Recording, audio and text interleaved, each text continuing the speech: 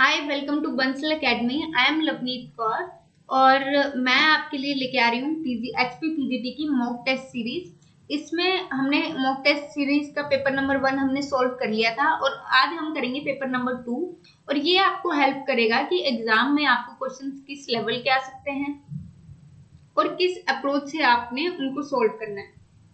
अगर आप हमसे जुड़ चुके हैं तो ये तो बहुत ही अच्छी बात है, और अगर आप हमसे जुड़ना चाहते हैं तो स्क्रीन पर दिए गए नंबर पर आप कांटेक्ट कर सकते हैं। चलिए स्टार्ट करते हैं क्वेश्चन नंबर 1 से। ठीक है, quinine used in treatment of malarial fever is obtained from. Quinine, अगर आपने मेरी क्लास लगाई है फैमिलीज वाली तो उसमें मैंने बताया था कि रूबिएसी फैमिली से एक स्पीशीज है सिनशोना स्पीशीज, जो रूबिएसी फैमिली को बिलोंग करती है। और इसमें सिनशोना में बहुत सारे ट्रीज आते हैं, बहुत सारी अलग अलग स्पीशीज आती है, और इनकी जितने भी ये ट्रीज हैं सिनशोना स्पीशीज के, उनकी बाग से एक सब्सटेंस निकलता है जिसको हम क्विनीन बोलते हैं। और यही क्विनीन आगे जाके मलेरियल फीवर्स को ट्रीट करने में हेल्प करता है। ठीक है, टू ट्रीट मलेरियल फीवर। अगर आपने मेरी क्लास लगाई है तो आपने देखा होगा कि मैंने बहुत ज्यादा स्ट्रेस देके ये बताया था कि ये बहुत इंपॉर्टेंट है और आपको काफी हेल्प करेगा, और क्वेश्चन काफी पिछले एग्जाम्स में पूछा जा चुका है। बहुत इंपॉर्टेंट क्वेश्चन है, तो प्लीज ध्यान से इन मॉक टेस्ट सीरीज को लगाइए और ये जरूर आपको हेल्प करेंगे एग्जाम में। ठीक है, तो बाग ऑफ सिनशोना डन। चले आगे। The isomeric forms present in the glycolysis reaction are। Glycolysis की बात करें तो उसमें दो आइसोमेरिक फॉर्म है। ठीक है, पहली है ग्लूकोज 6 फॉस्फेट, मतलब ग्लूकोज की 6 पोजीशन पे क्या लगा है, फॉस्फेट ग्रुप लगा है, और ये कन्वर्ट होता है फ्रक्टोज 6 फॉस्फेट में। फ्रक्टोज 6 फॉस्फेट में कौन सा एंजाइम, एक तो पहले तो एटीपी एक यूटिलाइज हो रहा है यहाँ पे, और जो एंजाइम यूज हो रहा है वो है फोस्फो हेक्सोआइसोमरेज। ठीक है, ये एंजाइम इनको कन्वर्ट करने में हेल्प कर रहा है। नेक्स्ट फ्रक्टोज से बनता है फ्रक्टोज 1,6 बाइफॉस्फेट, और इससे आगे दो सब्सटेंस बनते हैं हमारे DHAP। इसका फुल फॉर्म क्या है, डाईहाइड्रोक्सी एसीटोन फॉस्फेट। ठीक है, डाईहाइड्रोक्सी एसीटोन फॉस्फेट। दूसरा एक और सब्सटेंस बनता है फॉस्फो ग्लिसरैल्डिहाइड, और ये दोनों इंटर कन्वर्टेबल हैं, और जो एंजाइम रिस्पॉन्सिबल है इनको कन्वर्ट करने में वो है फोस्फोट्रायो आइसोमरेज। ठीक है, अच्छा अब ये इनमें क्या है, फ्रक्टोज 1,6 बाइफॉस्फेट पे क्या है, दो बॉन्ड्स हैं किसके, फॉस्फेट के, एक इधर एक इधर, एक 1 पोजीशन पे एक 6 पोजीशन पे फॉस्फेट लगा हुआ है। ठीक है, अब जब इससे नया सब्सटेंस बनेगा तो एक पे यहाँ फॉस्फेट है, एक की 1 पोजीशन पे है, एक की 3 पोजीशन पे। ठीक है, तो ये हमारे सब्सटेंस आ जाते हैं इस तरह से, और ये दोनों इंटरकन्वर्टेबल हैं, ये दोनों इंटरकन्वर्टेबल है, मतलब आइसोमरेज। तो हमारी ऑप्शन जो जा रही है यहाँ पे ग्लूकोज 6 ये नहीं है, ये आइसोमरेज नहीं है एक दूसरे का। ठीक है, DHAP ग्लिसरैल्डिहाइड 3 फॉस्फेट ये है, यही हमने पढ़ा। यहाँ पे दो हमने आइसोमरेज पढ़े हैं जो एक दूसरे के आइसोमेरिक फॉर्म्स हैं, आइसोमरेज एंजाइम है, आइसोमेरिक फॉर्म्स हैं एक दूसरे की। तो ये वाला हमारा ऑप्शन सही हो जाता है। चलिए आगे। चलिए, the enzyme responsible for the conversion of fructose 6 phosphate to fructose 1,6 phosphate। अच्छा, इसमें फ्रक्टोज 6 फॉस्फेट से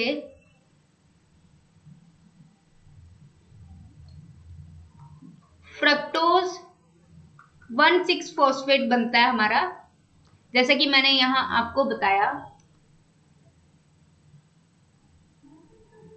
ठीक है, एंजाइम जो यूज हो रहा है यहाँ पे वो कौन सा हो रहा है? फोस्फोफ्रक्टोकाइनेज।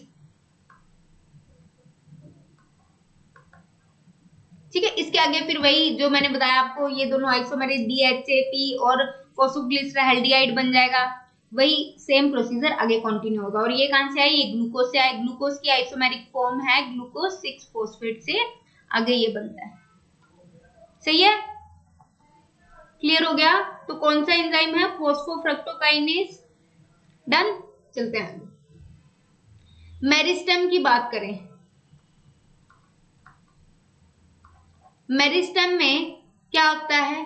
मेरिस्टेम है क्या? पहले तो मेरिस्टेमेटिक टिश्यू जो कॉन्टिन्यूअसली ग्रो करता है, मेरिस्टेमेटिक टिश्यू है विच ग्रोज कॉन्टिन्यूअसली।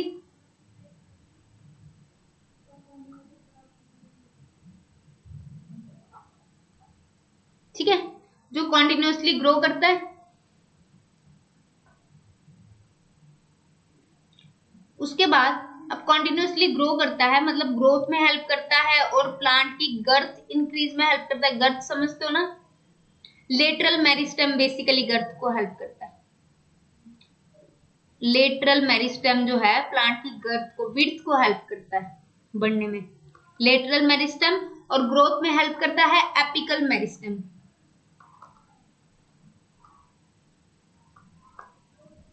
ठीक है, ग्रोथ में एपिकल मेरिस्टेम हेल्प कर रहा है, गर्थ में लेटरल मेरिस्टेम कर रहा है। और इसके बाद ये कॉन्टिन्यूअसली ग्रोइंग सेल्स हैं।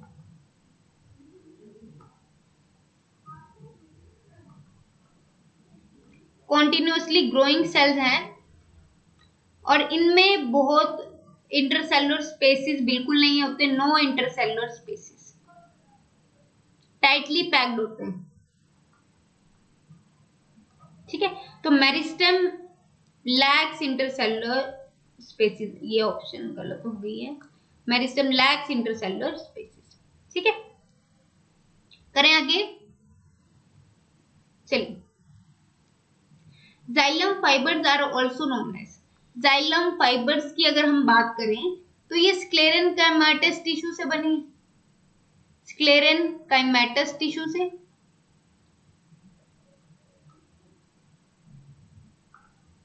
स्क्लेरेनकाइमेटस टिश्यू कैसा है? डेड है, डेड टिश्यू है। स्क्लेरेनकाइमेटस कैसा है? डेड टिश्यू है। तो इसीलिए ये हेल्प करता है बाकी के जाइलम को सपोर्ट करने में और प्लांट को भी सपोर्ट देता है, स्ट्रक्चरल सपोर्ट देता है प्लांट को भी और बाकी के जाइलम को भी। ठीक है, स्ट्रक्चरल सपोर्ट प्रोवाइड करता है। और अगर डेड है तो इसको हम, क्योंकि ये वुड जैसा हो जाता है, डेड टिश्यूज का बना होता है, तो वुड फाइबर्स भी बोल देते हैं हम इसको। डन, चले आगे। पेरिप्लाज्मोडियम इज फॉर्म्ड बाय, पेरिप्लाज्मोडियम पहले तो होता क्या है? पेरिप्लाज्मोडियम एक स्ट्रक्चर है जो पोलन ग्रेन्स, जो पोलन ग्रेन्स की ग्रोथ के बाद बनता है। ठीक है, न्यूट्रिशन प्रोवाइड करता है पोलन ग्रेन्स को।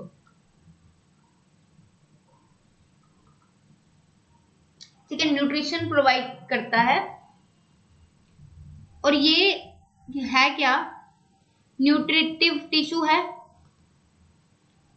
जब स्पोर मदर सेल्स डीजनरेट हो जाते हैं, spore mother cells, when spore mother cells get degenerated, तब ये हेल्प करता है, तब ये आगे आता है ताकि ये स्पोर पोलन ग्रेन्स को हेल्प कर सके। ठीक है, तो पेरिप्लाज्मोडियम वो स्ट्रक्चर है जो पोलन ग्रेन्स को न्यूट्रिशन में हेल्प करता है जब स्पोर मदर सेल्स डीजनरेट हो जाते हैं। तो ये कहां से बनता है? स्पोर मदर सेल के डीजनरेशन से बनता है। क्लियर है? चलें आगे। Pollinia are present in, pollinia पहले तो बता दूं मैं होता क्या है। पोलिनिया इस तरह का, आज थोड़ी अच्छी नहीं बनी डायग्राम, इसकी डायग्राम मैं बहुत अच्छी बनाती हूँ। ठीक है, तो इस तरह से ये स्ट्रक्चर है।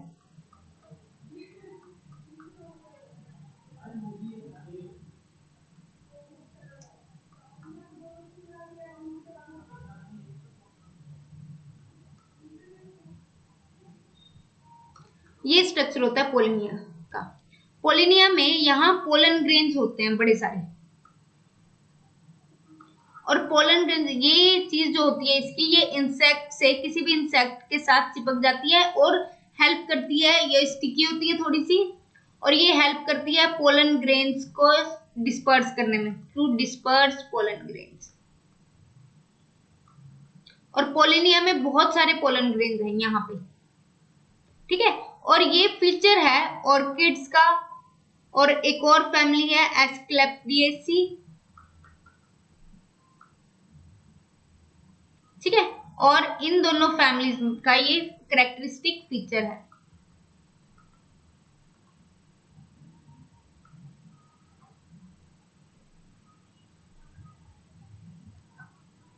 डन, क्लियर है। ऑर्किड्स की फैमिली कौन सी है? ऑर्किडेसी, तो हो जाएगा एस्क्लेपिडिएसी ऑप्शन में नहीं है। चलिए, storage organs are affected by the deficiency of. अगर प्लांट में बोरॉन की डेफिशिएंसी हो जाए ना, तो रूट डेवलपमेंट पे उसका असर पड़ता है। रूट डेवलपमेंट पे उसका काफी असर पड़ता है, ठीक है। बोरॉन की डेफिशिएंसी हो जाए तो रूट डेवलपमेंट पे काफी असर पड़ता है। तो स्टोरेज ऑर्गन्स जो रूट होते हैं, जो रूट जिनकी मॉडिफाई हो जाती है to become a storage organ,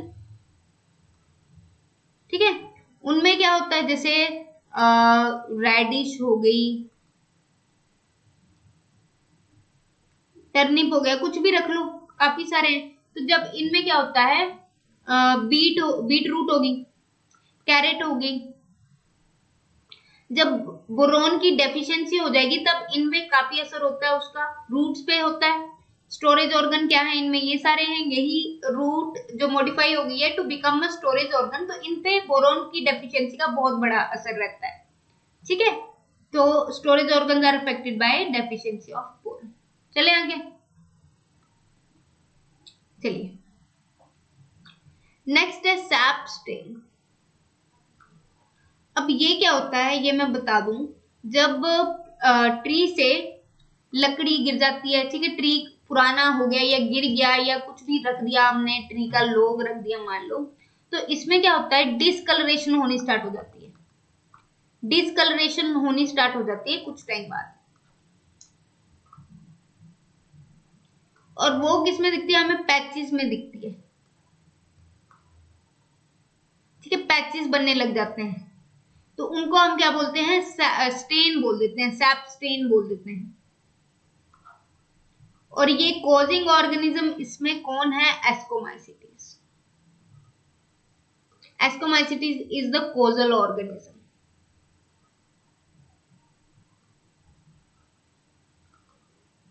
ठीक है। चलिए, डन, क्लियर है।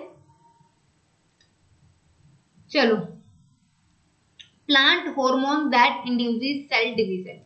अच्छा, सेल डिवीजन के लिए कौन सा हार्मोन हमारा रिस्पॉन्सिबल होता है, हमें पता है cytokinin, but cytokinin is not there in the options, you can check.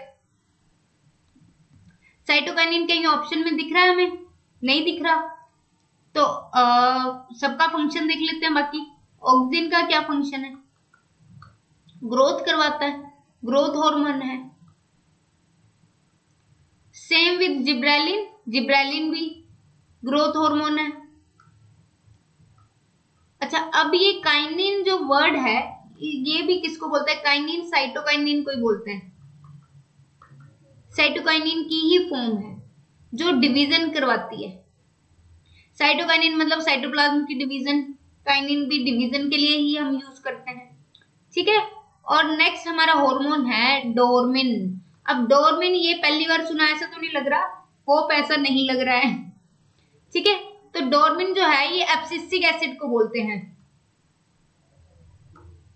Abscisic acid क्या है, हमारा स्ट्रेस हार्मोन है, मतलब प्लांट को स्ट्रेस कंडीशंस में कॉप करने में हेल्प करता है, to resist stress condition, like drought आ गया, कुछ भी आ गया, तो प्लांट को एब्सिसिक एसिड हेल्प करेगा, और डोरमिन भी उसी को बोला जाता है। और सेम विद काइनिन, काइनिन किसको बोलते हैं हम, साइटोकाइनिन को। डन, क्लियर है? चलिए आगे। The mutagenic agent among following is, पहले तो म्यूटाजेनिक एजेंट होते क्या हैं? जो म्यूटेशंस करवाते हैं in an harmful way, agents which causes mutations in harmful वे।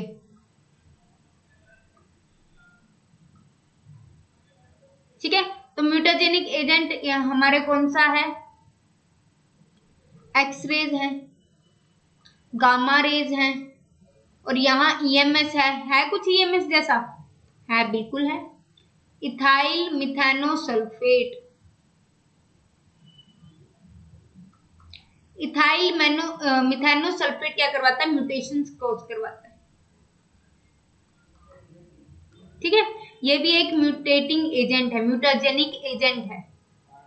तो हमारी ऑप्शन होती है, ये सारे तो हॉर्मोन्स है यार, indole acetic acid, 2,4-D, ethylene, ये सारे हॉर्मोन्स है।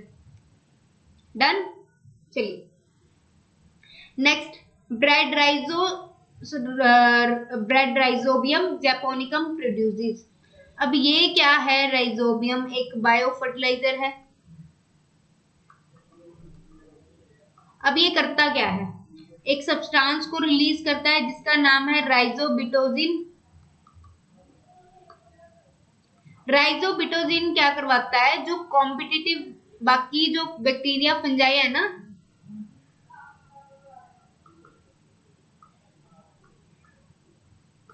जो कॉम्पिटिटिव फंजाई एंड बैक्टीरिया हैं, वो क्या करते हैं?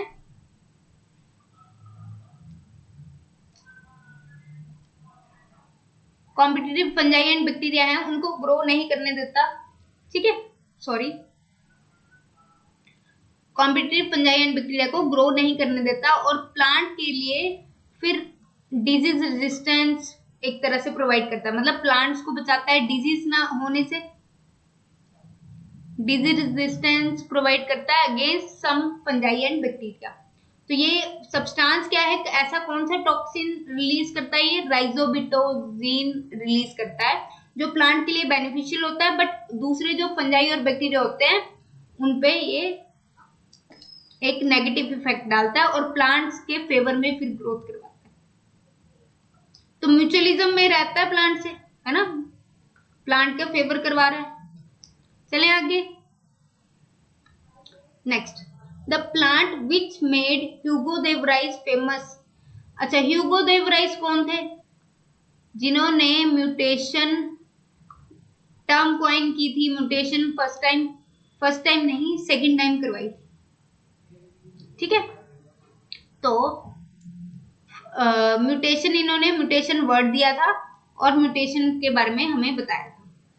ठीक है, चलिए अब इसके बारे में हम बताते हैं। तो इन्होंने एक प्लांट पे देखा था, ह्यूगो देव राइस ने एक प्लांट देखा था जिसका नाम था ओइनोथेरो, या इवनिंग प्रिमरोज बोलते हैं हम उसको।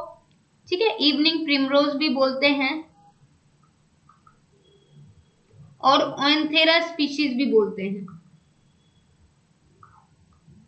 मतलब ओइनथेरा प्लांट है। तो उन्होंने देखा जो इवनिंग प्रिमरोज के पुराने प्लांट थे ना, उनसे जो नए प्लांट बने तो वो टोटली डिफरेंट थे अपनी फिजियोलॉजी में, फिजियोलॉजिकल कैरेक्टर्स में पेरेंट प्लांट के। तो इसीलिए उन्होंने देखा कि कुछ तो है इसमें अलग, जो पेरेंट प्लांट से हुआ है, जीन में चेंज हुआ है, तो वो क्या थी? म्यूटेशन। और इन्होंने ये 1900 में चेक किया था। टर्म म्यूटेशन भी इन्होंने ही दी थी। अब इनसे पहले एक साइंटिस्ट आए थे जिनका नाम है सेठ राइट, ये आए थे 1791 में। अब इन्होंने म्यूटेशन के बारे में पहले बताया था, बट इन्होंने टर्म म्यूटेशन नहीं दी थी, बट म्यूटेशन के बारे में इन्होंने एंकन शीप है एक, उसके पे देखा था। एंकन शीप में क्या देखा था कि जो एंकन शीप थी उसकी एक टंग छोटी थी, शॉर्ट लेग डिजीज थी उसको। अब जो उसकी जनरेशन आई उनमें भी यही सेम प्रॉब्लम थी, तो उन्होंने देखा चलो एक में तो हो गया, कुछ न्यूट्रिशन की कमी होगी या कुछ भी हो सकता है, बट जो आने वाली सारी जनरेशन है उनमें ये कमी कैसे होगी। तो उन्होंने इस तरह से म्यूटेशन को स्टडी किया। फर्स्ट टाइम इन्होंने किया था, अगर ऑप्शन में इनका नाम है तो इनका नाम ले देना आपने, म्यूटेशन फर्स्ट टाइम किसने देखी थी? अगर ऑप्शन में इनका नाम नहीं है तो ह्यूगो द वराइस का नाम ले देना है आपने। डन। तो यहाँ पे हमारी कौन सी स्पीशीज है? Oenothera species. चले आगे। चलिए, in split genes the coding sequence is called. Split genes, पहले तो ये होते हैं हमारे कुछ काम के जीन्स, ठीक है, जिनमें हमारी कुछ काम की चीजें होती हैं, कुछ ना काम की होती है। ये इतने इतने सेगमेंट्स मान लो काम के हैं, तो बीच में सारे ना काम के। अब ये वाली जो कोडिंग सीक्वेंस है, ये जो कोड कर रही हैं, इनको हम बोलते हैं एक्सोन्स। और ये जो ज्यादा वाली हैं, ये है नॉन कोडिंग स्पीशीज, इनको बोलते हैं हम इंट्रोन्स। इनको क्या बोलते हैं हम? इंट्रोन्स। अब जब इंट्रोन्स है तो पहले इंट्रोन प्रेजेंट होता है प्री मैच्योर में, pre mature segment of DNA में इंट्रोन्स प्रेजेंट होते हैं। फिर हम क्या करते हैं, उनको मैच्योर फॉर्म में जब लेके आते हैं हम, एक प्रोसेस होती है स्प्लाइसिंग, उसके थ्रू हम इनको रिमूव कर देते हैं। Through splicing we remove introns, non coding sequences. ठीक है, तो कोडिंग सीक्वेंसेस कौन सी है हमारी? एक्सोन्स। और नॉन कोडिंग कौन सी है? इंट्रोन्स। राइट, सही है। तो यहाँ पे है कुछ एक्सोन्स वर्ड, किसी को दिख रहा है? दिख रहा है, बिल्कुल दिख रहा है। चलिए आगे। A double monosomic condition is correctly represented as. पहले तो मोनोजोमिक कंडीशन आपको बता दूं, पहले तो मोनोजोमिक कंडीशन आपको बता दो, एक मिनट।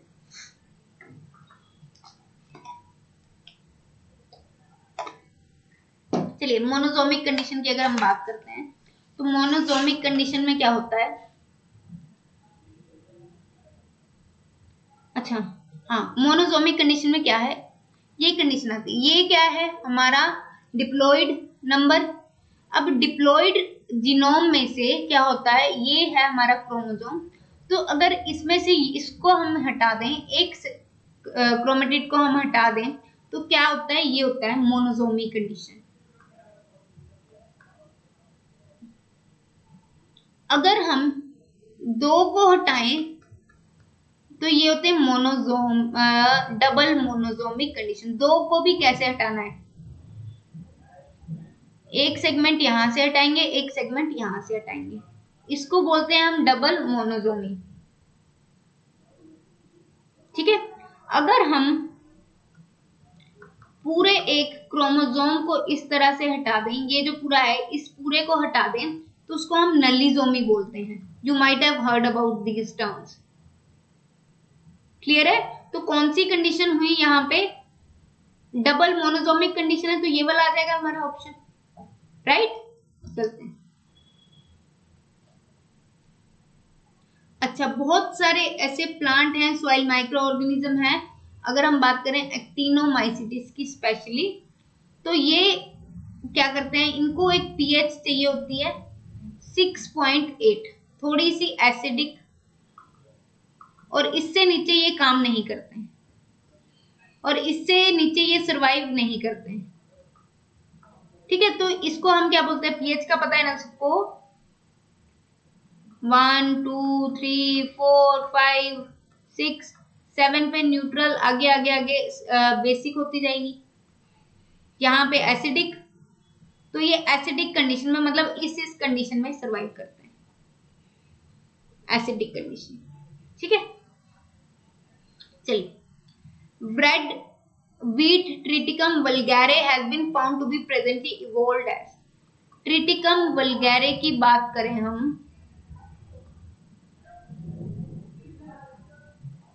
ये क्या है? ब्रेड व्हीट, और ये हेक्साप्लॉइड है, और नेचुरली हेक्साप्लॉइड है, इसमें अलग अलग जीन है। नेचुरली ये बनी है हेक्साप्लॉइड, मतलब इसमें सारे के सारे जीन अलग अलग हैं। ठीक है, और इसको हम वैसे तो ऐसे ही लिखते हैं, इस तरह से लिखते हैं अगर ये बताना हो हमने, बट इसकी कंडीशन कैसी है? ऐसी। ठीक है। और ये काफी सारे नेचुरली ये काफी सारे अलग अलग जीन्स को मिला के बनी है और इसको हम एलोपोलिप्लोइडी कंडीशन भी बोलते हैं।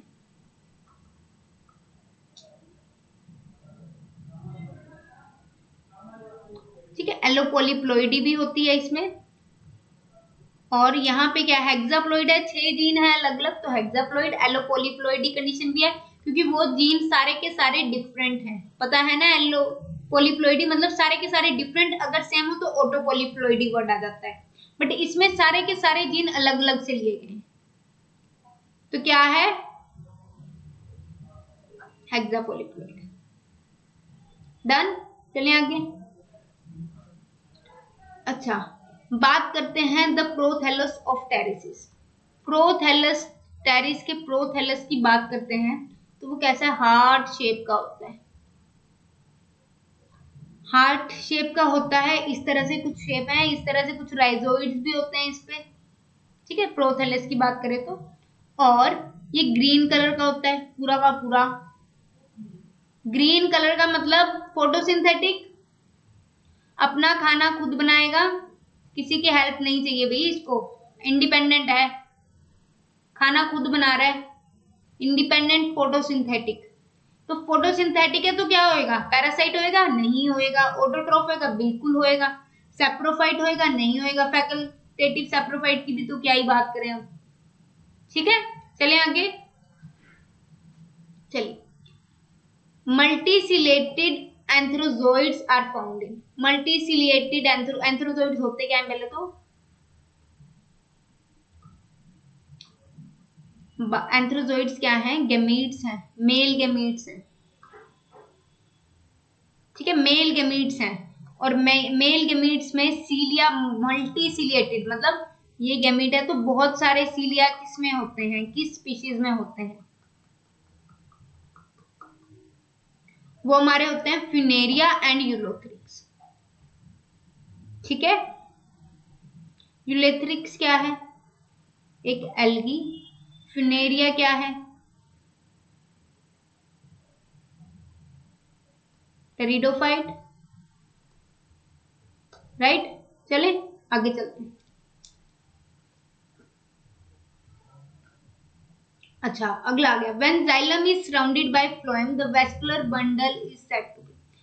पहले तो इनको, जिनमें जाइलम को सराउंड करता है फ्लोएम, उनको हम बोलते क्या है? क्या बोलते हैं उनको?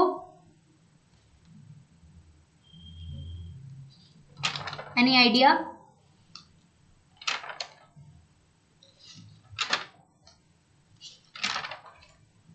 तवी, चलो मैं ही बताती हूँ। क्या था? When xylem is surrounded by phloem, the vascular bundle is said to be, हम बोलते हैं कॉन्सेंट्रिक, बोल देते हैं उसको कॉन्सेंट्रिक। जब जाइलम को सराउंड किया है फ्लोएम ने, या फ्लोएम को सराउंड किया है जाइलम को, इस कंडीशन को हम बोल देते हैं कॉन्सेंट्रिक। ठीक है, अब कॉन्सेंट्रिक में आते हैं हमारे दो, एम्फीवेसल और एम्फीक्राइबल।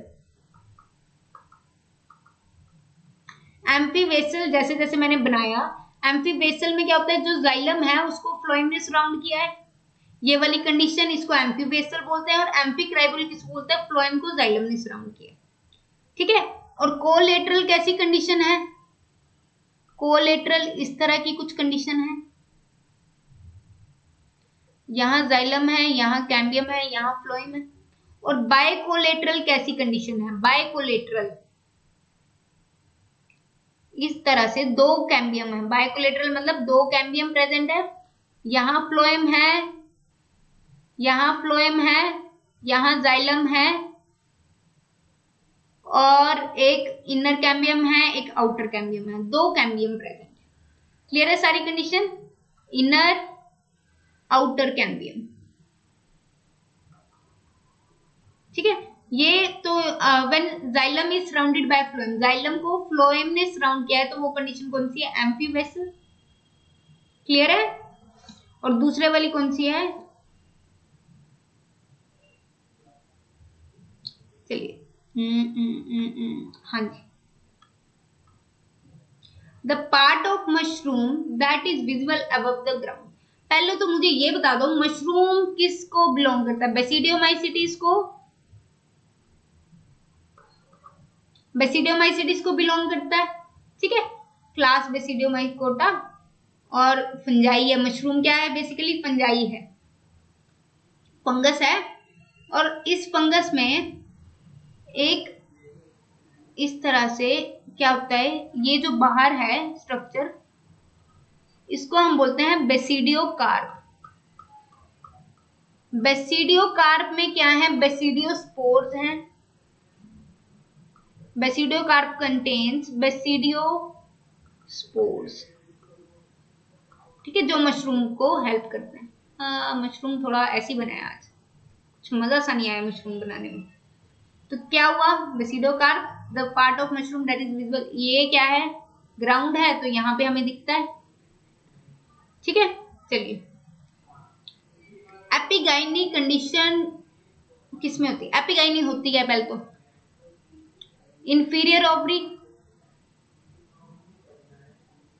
Inferior ovary epigyny condition. बाकी भी बता दो फिर, एपिगाइनस, हाइपोगाइनस, पेरिगाइनस।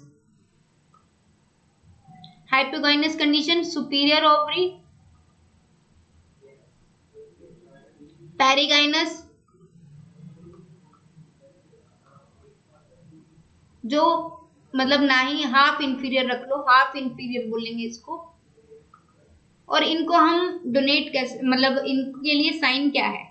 पेरिगाइनस के लिए ये, हाइपोगाइनस के लिए सॉरी हाइपोगाइनस के लिए ये, और एपिगाइनस के लिए ये।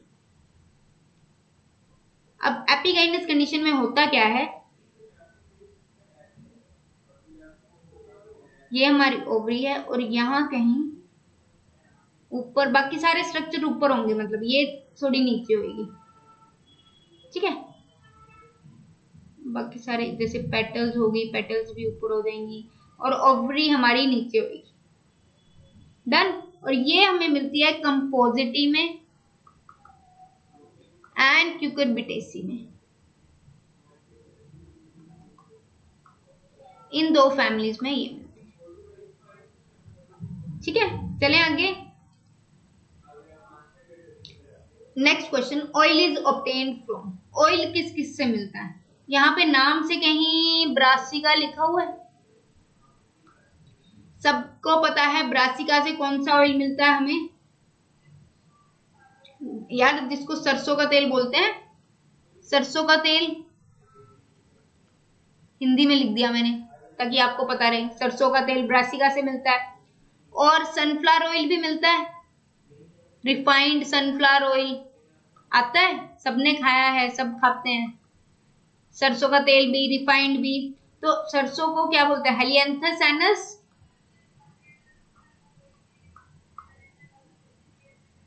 Helianthus anus. और एक होता है कार्थेमस। कार्थेमस क्या होता है? सैफफ्लावर बोलते हैं इसको, हाँ सैफफ्लावर बोलते हैं कार्थेमस को। इससे भी तेल निकलता है, ठीक है। ये भी ऑयल यील्डिंग है, तो डी ऑप्शन हमारी सही हो जाती है। चलिए, which of the following is not a halophyte. Halophyte क्या होते हैं पहले तो बताओ? हेलोफाइट क्या होते हैं? सेलीन कंडीशंस को झेल लेते हैं आराम से, हेलोफाइट्स बोलते हैं, ठीक है। अब सेलीन कंडीशंस में यहाँ एक बंदा है, इछोरनिया क्रेसिपस। इछोरनिया बंदा बड़ा खतरनाक बंदा है। इसको इंडिया में लेके तो इसलिए आए थे क्योंकि इसके फूल बड़े सुंदर हैं, ब्यूटीफुल फ्लावर्स।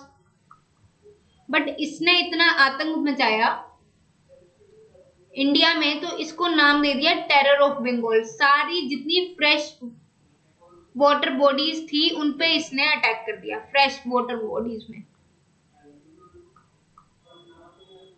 इन्होंने अटैक कर दिया।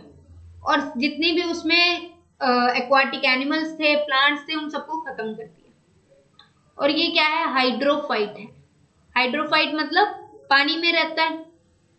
खतरनाक है भाई, खतरनाक। टेरर ऑफ बंगाल बोला जाता है इसको इंडिया में।